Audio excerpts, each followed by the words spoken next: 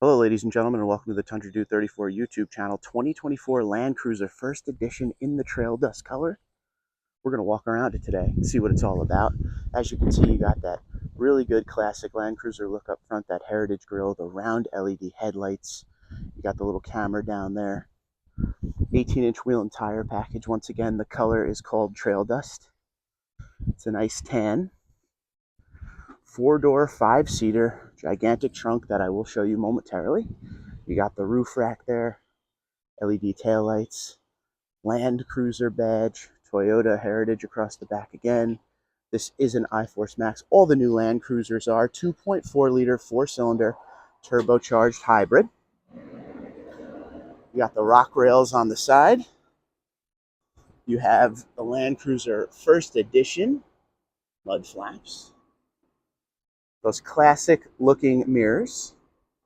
This has blind spot monitoring and parking sensors and all the sensors you could expect from Toyotas these days. So outside wise, top notch. Has that classic Land Cruiser look with modern upgrades. I absolutely love the look of this truck. So let's go to the inside and we will see some of the features. We'll start with the trunk here. Let's open this up. Now you have a button here. You also could use your key fob, of course.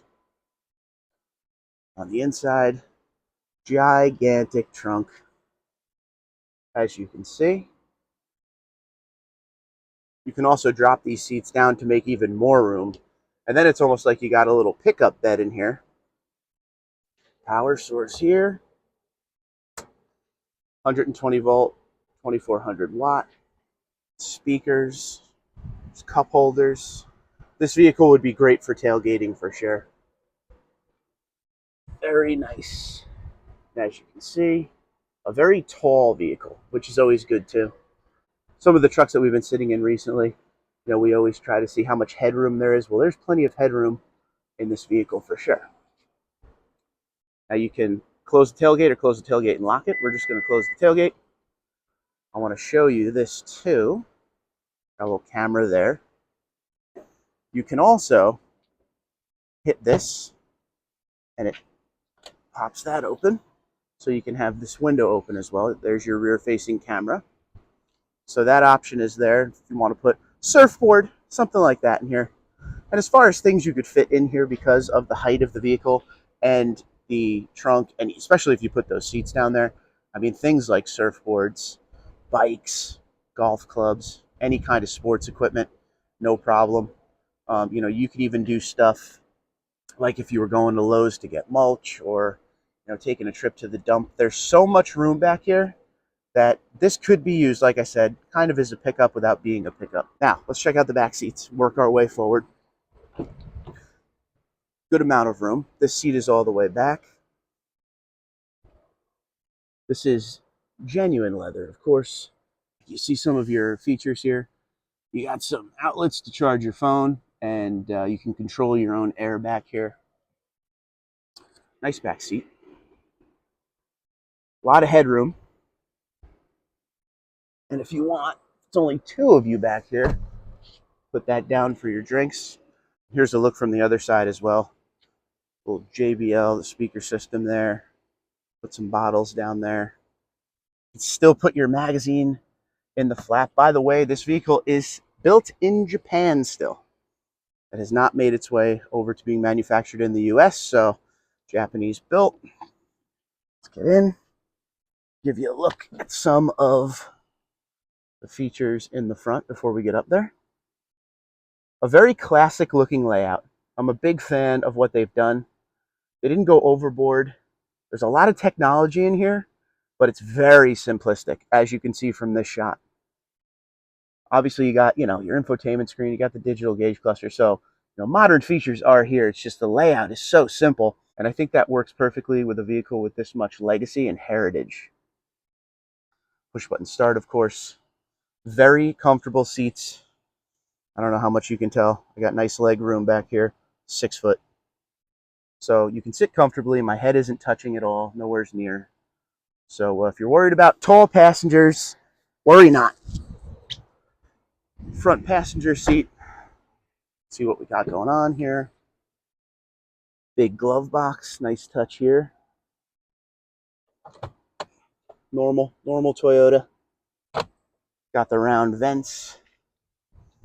Very comfortable seats. My wife and I took quite a few rides in this at this point. Great bolstering, very soft leather, heated, ventilated. All of the features you would expect. Got your mirrors there, windows. There's your memory seat. Got your bottle holder down there. Area for maybe maps if you still use those. Got the stitching, lumbar support. Beautiful, comfortable seat here. Big fan of the comfort. Automatic high beams. Shut off your rear sensors if you're towing. Change the brightness of your digital gauge cluster. Fog lights can change colors, which I will show you. Trailer brake control. Trunk, of course, the opener for the fuel door.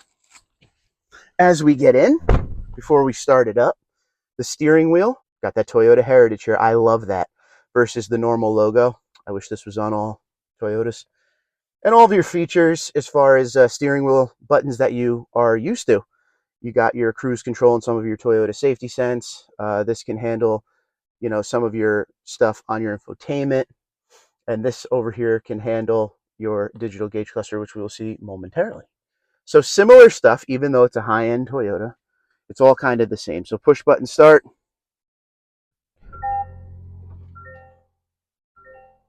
Gauges pop up. Screen pops on. And we already have the air going because it has been extremely hot lately. So we'll start with the climate control of the vehicle. Everything you're going to see that I'm about to show you is extremely simple to use.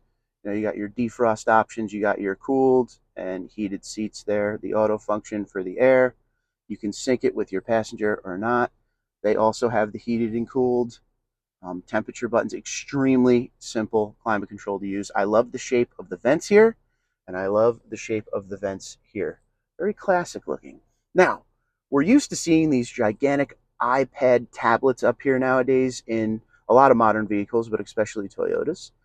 This one here kind of goes along with the dash layout, and I absolutely love it. It does the job fine. I've taken quite a few trips. In fact, 314 miles I've put on this vehicle so far since I started testing it a few days ago.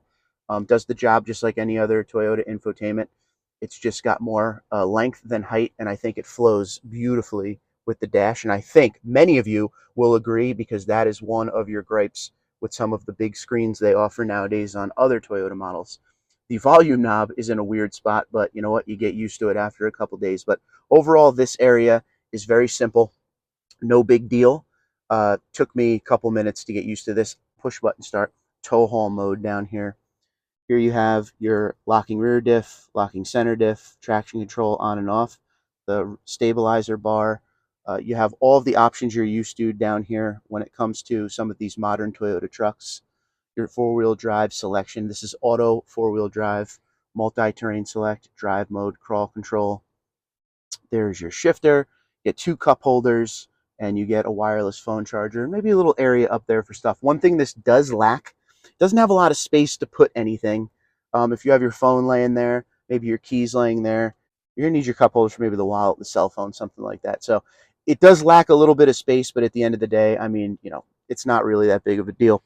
You get a center console here that has a little cooler in it, cool box, but they don't want you to put fish or meat in here. So don't do that, which is pretty funny to me. But that's kind of a neat little feature, especially for something like a Land Cruiser. So just a cool box if you want to, keep some drinks cold or something like that on a long trip. Not a bad little feature there, in my opinion. You have your view button here, and that has to do with up here. We all know that by now in some of these other vehicles we've tested. If I hit view before I put the vehicle in any kind of gear, it'll show me the 360. And if I go, say, into reverse, it shows me my reverse camera. And I can change the way the graph lays out for me, behind me. I think everybody usually keeps it on that. But also hit that button to see a little bit more of an upper view. So there's those options. If you go into drive, and of course there's sensors, so anytime you start getting close to stuff, you'll hear the sensors go if you'd like to hear it. We'll get close to the fence and it'll, there you go. I don't know if you could hear the sounds because my mic is really good at not letting you hear anything but me. And if we go into drive, you can play around with the different view you're seeing. If you're trying to pull up into a parking spot or something like that. And then we have the lines to follow again. You can change if you want the lines on or off. So, pretty much the same system in all of the Toyotas these days. Throw it back in park. And in this, you have your navigation, you have your music, your phone. There's vehicle information. Do your climate control in here, which is pretty cool. Not something you see in everything. Trip information, off-road information. That's cool, huh? So if you're taking this thing off-road, you can really see where the traction's going and whatnot. Vehicle alerts, which I hope there would be none in this. It's pretty new. This vehicle here has 3,556 miles on it so far. And that's pretty much it. Very simple stuff in here with the infotainment as usual. Get some charging ports down here as well if you don't want to use, the wireless charger. When we come over here, digital gauge cluster, and you can cycle through. Now I have this set up. Let me get this so you can get a good view of it. I have it set up so inside the gauges is my total average and some of my trip information. I reset that when I got the truck because I wanted to see how it would do, just on my using of the vehicle. How much is my distance and what's my MPG? As you can see, 21.5. But if you don't want that or you want to change the way the gauges look, you go right here to these buttons and you can change everything. So you just hit OK. And then you could make all sorts of different changes here. We'll go to settings. I could change it, tire pressure, fuel economy. I could pick the ones that I want selected over there. There's a lot of different options you could do. Traction monitor. And you could do the same thing. Trip B, trip A, which is what I was on. Driving info. It's your particular trip. The driving support. I'm going to leave it on driving info. You could also go over here. You could do audio, navigation, fuel economy, blank. A lot of different options you could do on both sides. Also, you can do the heads-up display. I don't know if you could see the little heads-up display right there. The camera probably won't focus on it, but it shows you what gear you're in and what miles per hour. You could change the stuff you want with that up here. Lane departure alert. All of the stuff from Toyota Safety Sense you could change. If you go down, turn all of this stuff off if you don't want it. You can do the meter settings. And you could go to meter style. And I have it on tough, but you could change to casual,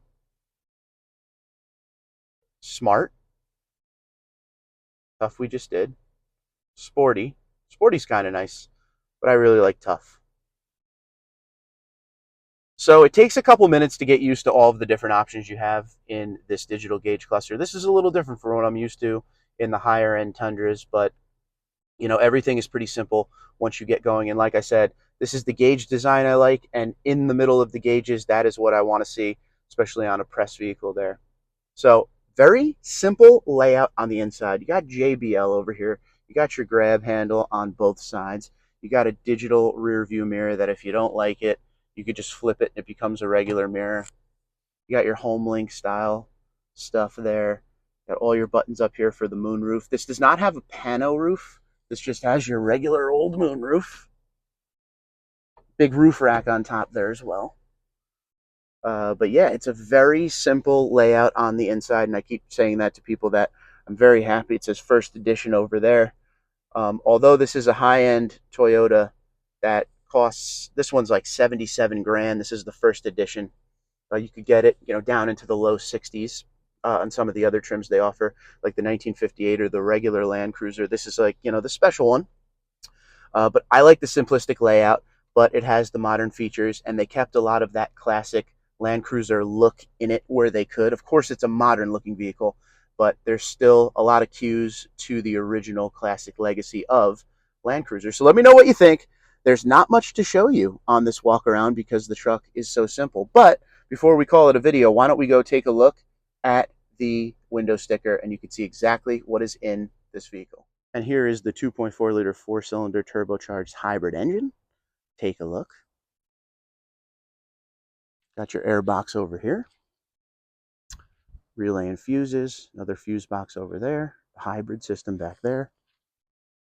I'll tell you what, this is a smaller engine than what we're used to seeing in the Land Cruiser. Land Cruiser used to have the 5.7 V8, but this engine packs a punch.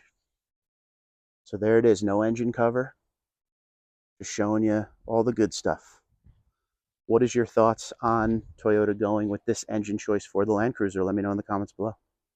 Okay, as far as the sticker goes, here are the details. This is the Land Cruiser FE four-wheel drive wagon hybrid. This is in trail dust color, and it is built in Japan. MPG, 25 highway, 22 city, 23 combined. When we talk about some of the standard features in the Land Cruiser First Edition, 18-inch black alloy wheels, skid plates, roof rack, rock rails, and mud flaps, perforated leather trim seats, heritage style LED headlights, DeBoss First Edition interior badging. This is an iForce Max 2.4 liter four-cylinder turbo engine, 8-speed automatic transmission, full-time four-wheel drive with electronically controlled locking rear and center differential, stabilizer disconnect mechanism, multi-terrain select and crawl control with downhill assist control.